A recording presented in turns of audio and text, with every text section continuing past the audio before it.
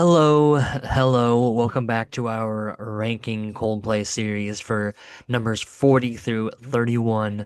I'm actually recording this the day it's supposed to come out, which is by far the closest I've come to missing an episode because this list was tough. This was by far the hardest. The next one, I'm in the middle of ranking it. I still have to rank five more for the next 10, so I'm only halfway through, and that one's even harder. And I think to some extent it's just going to get harder and harder as we get closer and closer to my favorites. I think last episode and this episode, the top 50 is where we're really getting into songs that I like really deeply have connections to and really love for lots of different reasons. And some of them critical and some of them just personal. And so let's go ahead and get into it then with number 40. And this is if it will yeah, there we go. So it's a Princess of China. This is, I think, one of the very best collabs Coldplay has done. There's still a couple that I have, maybe two, I can't remember now for sure. At least one for sure that I have higher, but this is a really good one, and it's one of the first really big ones that they had. I don't remember off the top of my head. This is their fifth album, and I know that they did a collab with Jay-Z on an alternate version of Lost, but that wasn't on the main album, so that won't be one of the songs that we're ranking. But this is one of the very first huge collabs with Rihanna here, and really great song. Um, the the heaviness of the guitar, not that it's like super heavy if you were looking for like if you're like talking big picture in terms of how heavy guitars can be, but for Coldplay, pretty heavy guitar at the start. Um, and it kind of backs off in the chorus when Rihanna comes in. But there is I noticed after listening to the song, for one, just a bunch, but also, before this, I mean, but also for this specific purpose of this um, uh, podcast series, um, there's like a droning guitar in the background that's not through the entire song, but through a lot of it. It's not like in the bridge breakdown, but it's in some of the choruses, and it is something I'd never noticed. Obviously a lot of keyboard and like synthy sounding keyboard. The lead guitar line is really great in like the lead vocal line from Rihanna. And just like a really fun, um, like bittersweet type love song that I just think works really well with Rihanna and works really well with Coldplay anytime they do any of those kind of songs. So I really do really enjoy that song. Um, let's go ahead and get into number 39. Cemeteries of London, Cemeteries of London. If you don't have a British accent, I pronounce this song. I generally pronounce it Symmetries of London, which I know is an incorrect pronunciation, but in the song they say Symmetries of London.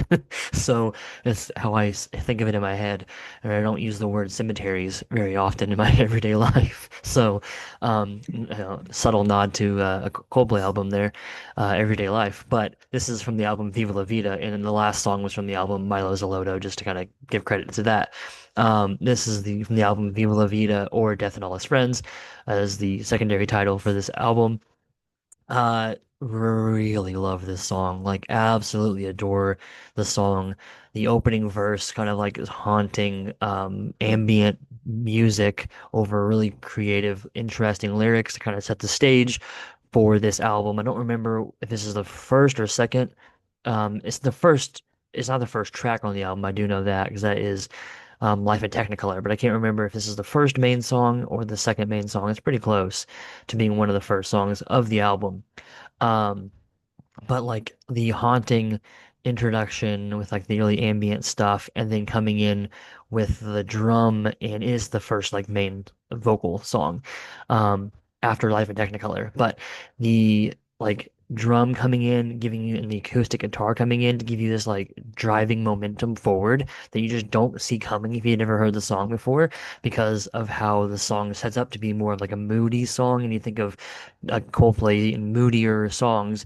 Midnight hadn't come out yet at this point, but you probably think of songs more like Midnight or some of the stuff off of Parachutes, which is a little bit more consistent in terms of stereotypical like indie rock, maybe even like Midwest emo type stuff, where it's like the vibe is kind of down here, but the drive of the acoustic guitar and the drums is much more like gives you kind of you gotta rock your head a little bit, you're kind of bopping around, and it's like the lo vocals and the guitar, the electric guitar is much more ambient, and um the the the band singing backup vocals for the la la la parts in the chorus is just like so good. This is like one of those super underrated songs that never, had a shot at being being a single, being on the radio, but like incredibly well written, um, and really interesting.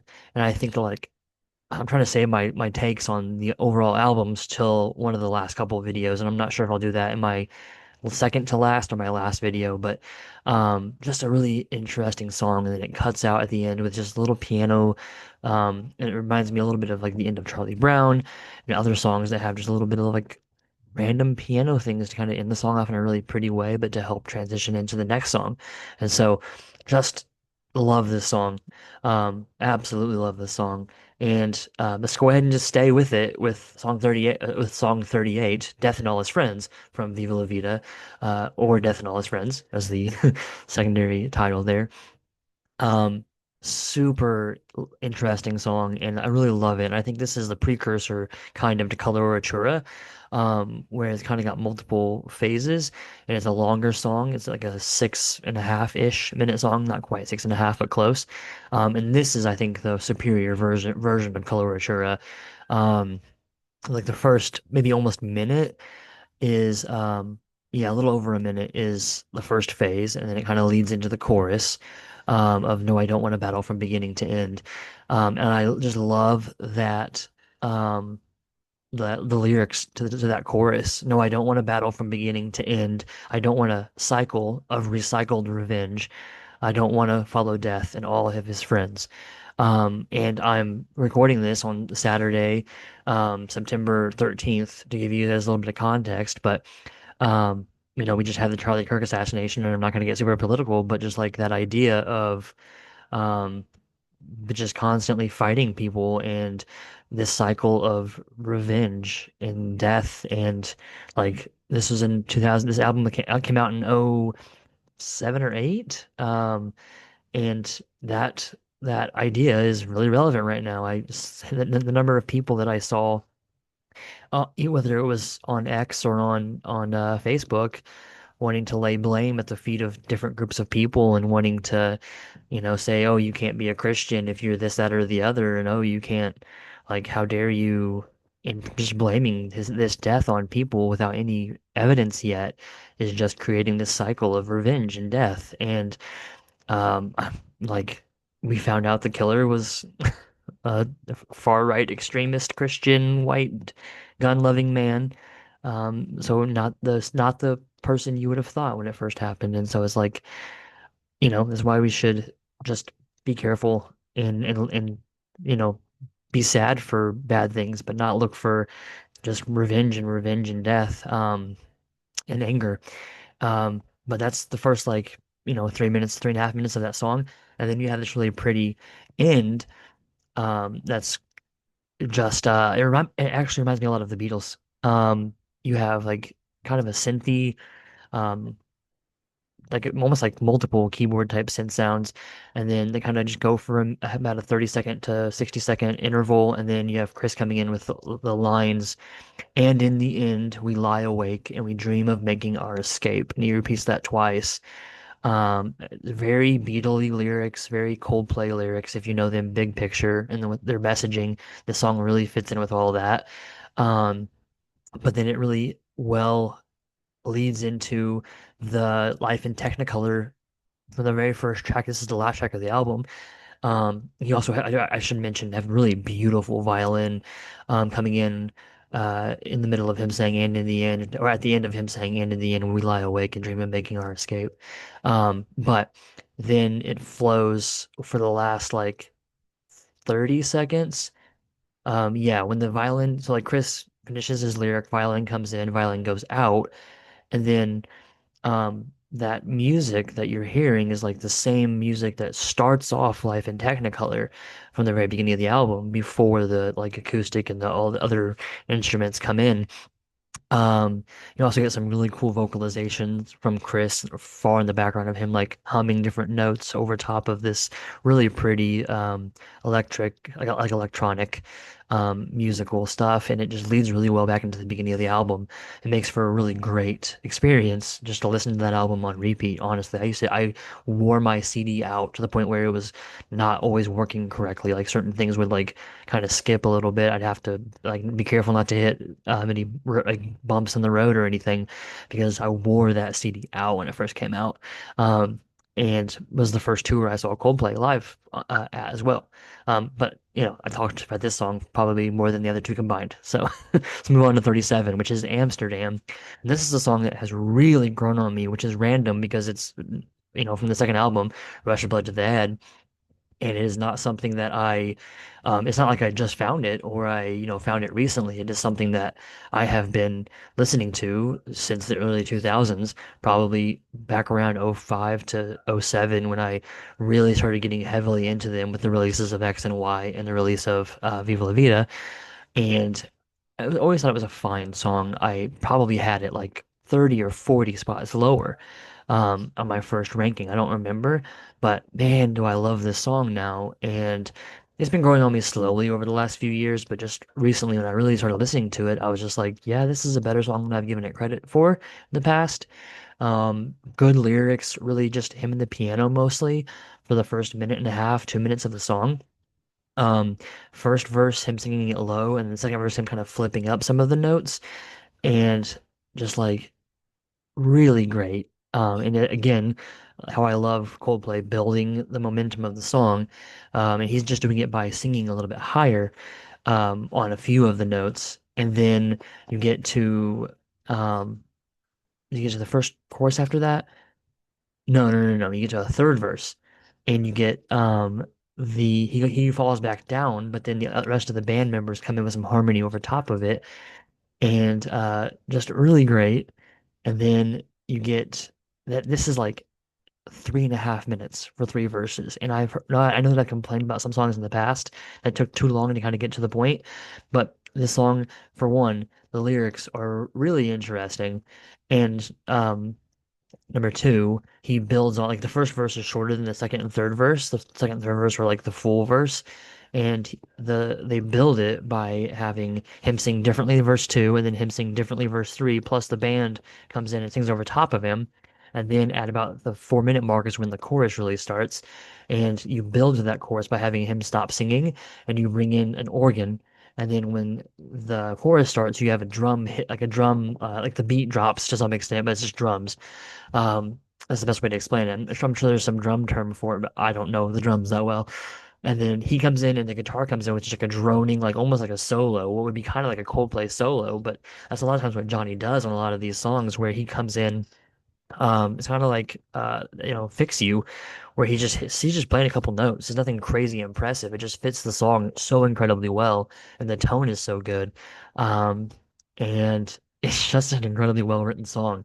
I mean, would I rather it be 30 seconds to a minute shorter at the beginning? Maybe, probably. But that's why it's at 37 and not at like 25 or 20. But it's a really great song. It's really underrated, and I think unless you're just if you're in the mood for like fun poppy Coldplay stuff, this is not that. This is the moody Coldplay, but this is why people that look at Coldplay stereotypically and think, oh, they just write like poppy love songs, like whatever. They write cheesy pop. And they definitely have those things to their repertoire. Obviously, you can't deny that, but they have a lot of depth to them, and not just in their newer albums. I've talked about several songs already, and I'm going to talk about more that have depth in their last two or three albums. Um, and so this is an example of that. I love this song. Let's go to 36. 36 is Everything's Not Lost from Parachutes. This is the very last track. I think it's a really, really good song. I have had it higher in the past, and it isn't that I don't like it. I just think like having 20 something more songs to add to the list has just bumped it down a little bit. But it is a really, really good song. It's one of the more unique songs from Parachutes because most of Parrish like starts off with the acoustic guitar as like the driving force, and this one just has the piano and Chris and kind of slowly builds, which I again really like.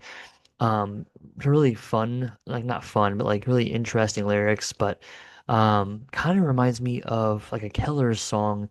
Um, I can't remember exactly which one, but their first album has a song that's very much um in the vein of this messaging, I think. And somebody that likes the Killers like I do can think of it, but I'm like when I'm doing these podcasts, I'm actively playing the song that I'm talking about. I was talking about doing that the first couple recordings, and I stopped mentioning it just because I was like, why am I mentioning it? Nobody can hear it but me.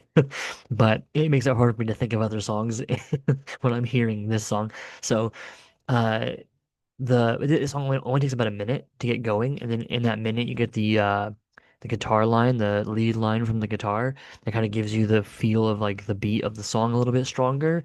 And that's where you kind of get into the main flow of the song, even though it does drop out in the next verse after that first chorus. You kind of feel like you're in it now, and there's not a lot more build to it, and so you're only about a minute to getting into the main core of the song, which is really good given that this is a longer song.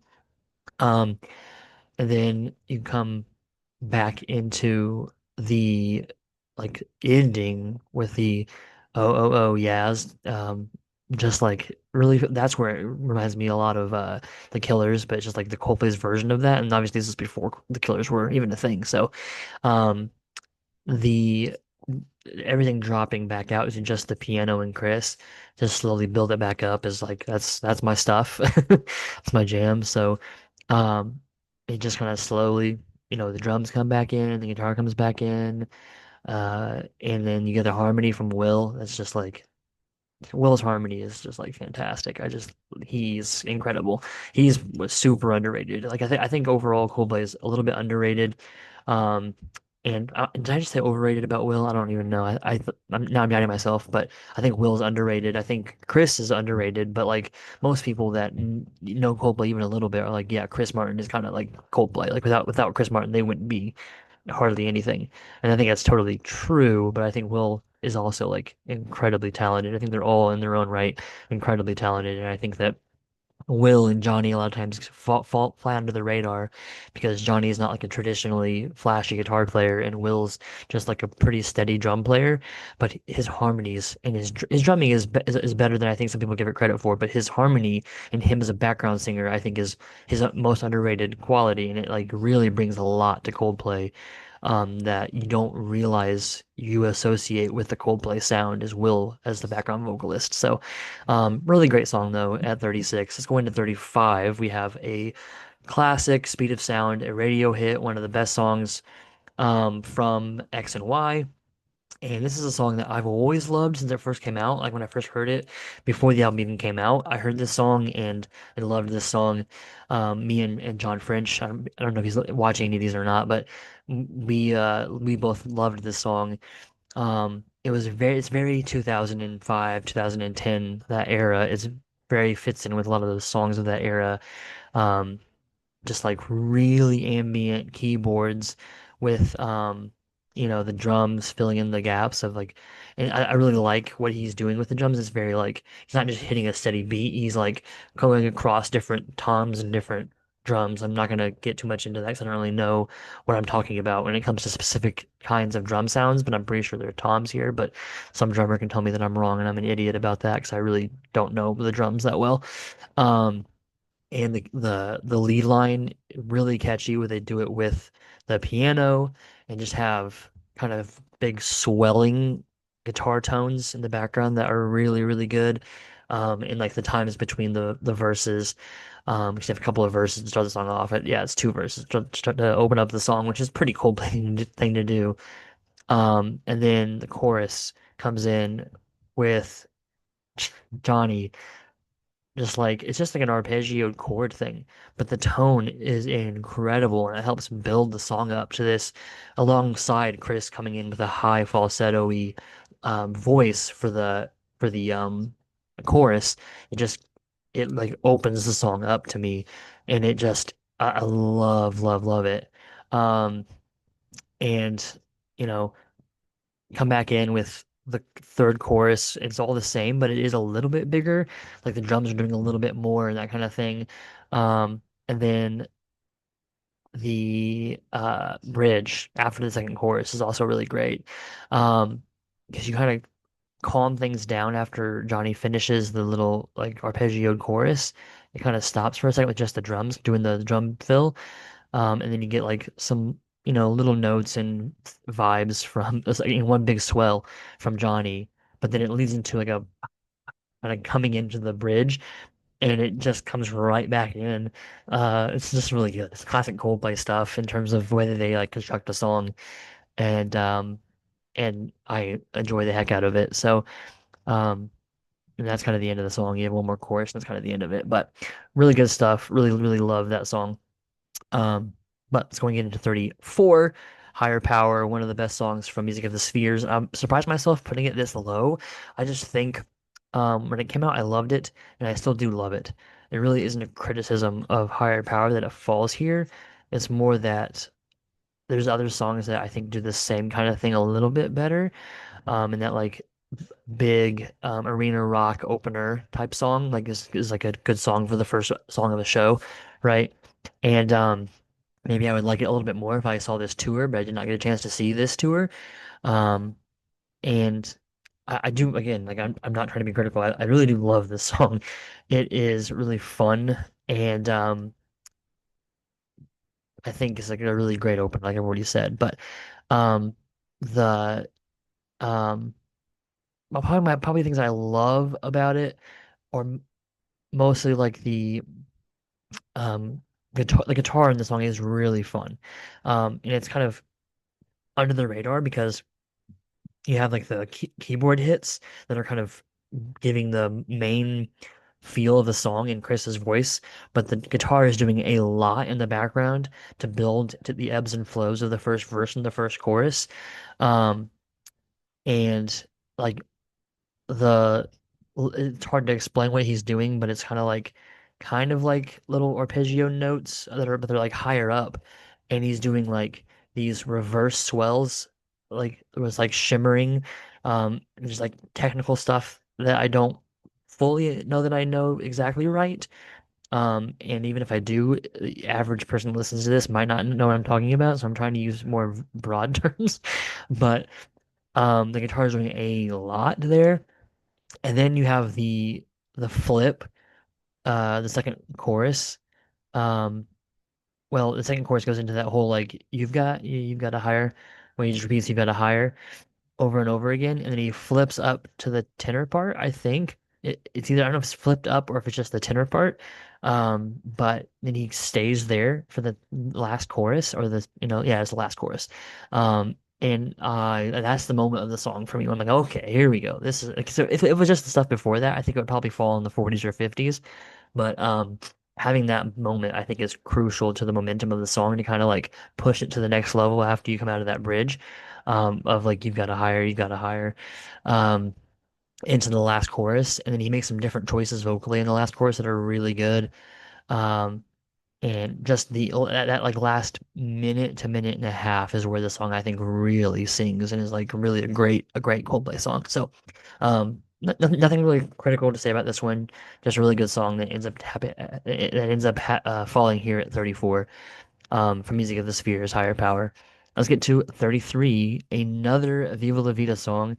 And I think that like I'll save my overall takes again for the album later, but I just think that like one of the strengths of this album is that um it doesn't have any like songs that I put super super low or even just like generally low, but I do think there's a lot that because of that they're all kind of like well not all of them. This is the third one I've ranked, and I think that I ranked one or two in the last video or two. So like in the top 40 or 50, top 50 or 60, there is like five Viva La Vida songs, and so what that says to me is that like they're very consistent. There's not like obviously Viva La Vida, we know that title track is very, very popular and I haven't ranked it yet, but and this album did have a few radio hits, but I think that like outside of this album's radio hits, the rest of the songs I could hear arguments from people that are like, well, I prefer this one to that one, I prefer this one to that one, and that's like a strength that the album has is that it doesn't have any super low songs, but the trade-off for that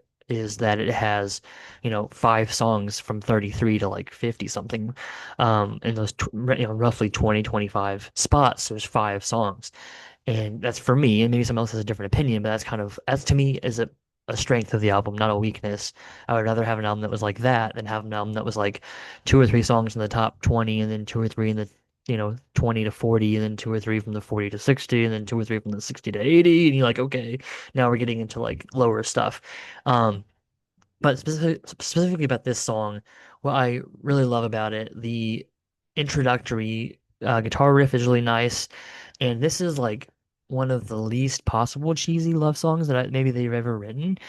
Um, and it's just like talking about love, like people that are in love, like generically, but also not using some kind of cliched not euphemism, like metaphor, like a cliched metaphor. Like, I mean, higher power is a little bit like that, and I'm not super critical when they do those kind of things, but like, something just like this is full of that. And that is a single, so it's a single from not from an album, so we're not going to rank that song. But I ranked a few other ones, and I don't dislike something just like this. But I mean, I haven't ranked Sky Full of Stars yet, and that metaphor is like pretty cliche and pretty cheesy. Like you're a sky full of stars. Like I again like I haven't ranked it yet, so obviously I like the song and like it a lot, but that's a very cheesy metaphor, and Coldplay is known for doing that. And I just think this is one that's just not like that. Um, but then you have the piano coming in with the like he's not just playing chords, he's playing like he's moving a lot and playing arpeggio type stuff within the chords. And then when the chorus comes, they're turning my head out. Um, the the guitar tone for that just it's like a driving chords like you're just playing power chords it sounds like but the tones behind it and then the swells from the secondary guitar just really great stuff um and then when it switches from the first verse and chorus into the second verse it starts to get more like specific because the end of the first verse the first verse is very like talking about just people, like lovers. Lovers keep on the road you're on, runners until the race is run, soldiers you have to soldier on, sometimes even the right is wrong. And then the chorus, they are turning my head out. So it gets specific to the individual. To see what I'm all about, keeping my head down to see what it feels like now, but I have no doubt one day we're gonna get out. And then the second verse, excuse me, tonight maybe we're gonna run. So it's like now it's like me and my lover, not just lovers in general. Dreaming of when the morning comes, and then the chorus back to the same lyrics to the chorus there. Um, and that's the song. Like it ends with its verse, chorus. Have a little bit of have a little bit of a guitar solo. Um, but it's not super solo-y. But like again, that's what Coldplay does. They don't usually do like a very obvious guitar solo. It's kind of more like everything else is playing. The guitar is just pushed out to the front a little bit, but the tone on it is incredible. This album, the guitar tone is incredible. It's some of my favorite, if not my favorite, Coldplay guitar tones are from Viva La Vida, and this song specifically has really great stuff from the guitar tones. But then you get the bonus track of Rain of Love at the end of this song, and it's almost 50-50. Like I would say, Lovers in Japan is about 3.5, maybe even like 4. I'm trying to see where it stops about 3:45. We're at three. I'm at like 3:50. I would say 3:50, maybe even it might hit 4 minutes. We're live counting down. Yeah, I would say by the 4 minute mark, Reign of Love has started. And so it's about 4 minutes, maybe a little bit under 4 minutes for Lovers in Japan, and then almost 3 minutes for Reign of Love. And that song, really beautiful guitar, sorry, piano and really reverby and has like really quiet guitar in the background at first. Lyrics are really great. Rain of love, I can't let go. To the sea I offer this heavy load. Locusts, wind, lift me up. I'm just a prisoner in a rain of love. And the next verse, locusts, wind, here, stop. How I wish I'd spoken to the rain of love. Rain of love, by the church we're waiting. Rain of love, on my knees go praying. How I wish I'd spoken up. Away get carried on a rain of love. Um, and just like the re beautiful piano work on this song, like absolutely gorgeous. One of my top maybe 20 piano. Yeah, that's just off the top of my head, but really, really pretty piano stuff here on the second half of Lovers in Japan. Um, and this song is called Rain of Love. They don't actually have it on the track name or anything like that, but there are two songs. I think I've already gone over one of them with the Chinese. Yeah, I have with Yes, and then the Chinese sleep chant at the end of that. There's maybe even a third. Um, I think it might be a third. I can't remember if one of the other songs has two songs on it, like this one here does. But really great song. I've gone on for probably too long about it, but love Viva La Vida and love this song. Next, song 32, we have Hymn for the Weekend talking from song number 40, Princess of China, with one of the biggest and best collaborations Coldplay has ever done. This also obviously one of the biggest and best collaborations, having Beyonce come in and like given that the song uses a metaphor of like drinking and doing drugs for like love, it makes me not want to like it, but like Beyonce is really good and so is Coldplay, and so I just do. But having the piano drive the rhythm of the song at the beginning of the like kind of giving you the back and forth of the vibe of what the song is going to be and the what the beat and the rhythm of the song is going to be is just from that and the clapping. That's really good. That's really, really great. Um, and lyrically outside of the metaphor that I just personally am like not a fan of that. I just don't really like, I don't know. I don't know. It's just kind of a messy metaphor to me. But that's my opinion. So if you don't have a problem with that or you like that metaphor, then like the song will probably be higher for you. It's a really great song, and the drums coming in with him hitting like pieces of the top. It sounds like he's hitting the very, very, very top of the cymbal, like the very middle of the cymbal. It's not like crashing or like anything crazy. It's just really like clicky, really like tingly. And again, very technical term, tinkly there. But it is kind of like that. And then like the hits from like the string piano or string keyboard sounds. Um it's a really, really, really good song. And coming in with the chorus, when it just builds up and builds up and builds up and then it like kind of crashes over with Chris singing towards the top of his range and Beyonce coming in, and then you get the electric guitar coming in with the like lead lines there. Um it's a really, really good song. I think it probably on most people's lists, if they don't have a problem with the metaphor, it kind of just doesn't sit right with me. If someone wants to talk about that, I would talk to them about that. But for some people, it might be obvious, and other people might be like, I don't know why you'd have a problem with that. So, I get it. But for me, it's just that's probably the biggest reason why I have it at 32, versus having it higher. Um, and yeah, that's really it. It's a really, really great song. I think probably my favorite moment would either be the first chorus coming in or um the so there's a part later on at the end, yeah, at the end of the second chorus where it kind of breaks down and it's just Beyonce singing like la la la la la's. But then when it builds back up, it's like, oh, it's so great. So one of those two moments would be the best moment to me of the song, probably that like breakdown bridge. Just I love that breakdown kind of type stuff, and it comes back up with the that I shoot across the sky part. Um, and that's the best part of the song. But I'm hearing it right now. I'm like, yeah, that's the best part of the song. So you have the guitar coming in really clean, throughout, kind of piercing through it. Um, but you're not losing any momentum. You're building momentum. Like really, really, really, really good stuff. So that's 32. Him for the Weekend from A Head Full of Dreams. Let's get to 31, last one of the episode. From one metaphor about drinking to one actually talking about drinking, orphans. And I have less of a problem with this metaphor to kind of just get that out of the way because it's not really like talking about a metaphor. It's like literally talking about like I want to go back to where I feel like I belong and I feel at home, I feel comfortable, and like as someone who's never been drunk and does not drink, I don't understand that like longing to go be with my friends and get drunk because I've never done that. But I understand the idea of like I just want to be where I fit in, I belong, and I want to feel like comfortable and feel at home. And so that I get. And so it's a lot less, to me, it's a very clean metaphor, a very straightforward metaphor. Whereas Him for the Weekend, the metaphor of like your love is like a drug and your love is like, that's like, to me is like, is that healthy? Is that like a good relationship? Is it a bad relationship? It makes me confused a little bit. And so I don't love that metaphor where this one here is like it's very simple and clean. It's like it's nothing because it's just like I'm just having fun and hanging out with my friends. It's not like it's not a like a love romantic type of a connection. It's just friends.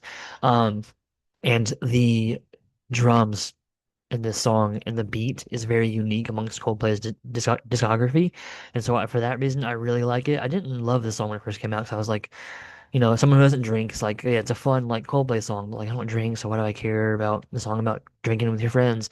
But the more I listen to it, the more I like it, and I think really it's not just like a song about getting drunk. It's a song about like wanting to feel like you belong and feel at home and be somewhere that you feel comfortable.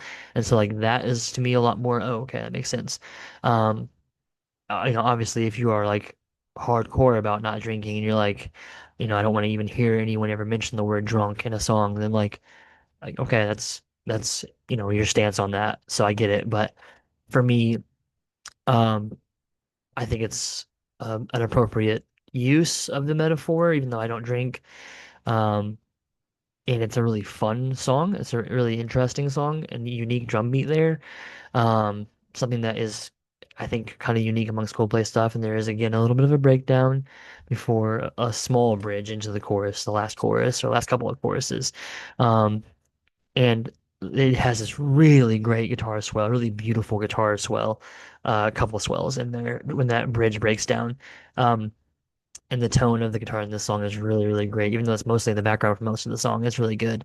In the last chorus, Chris coming in singing really high over the background vocalists.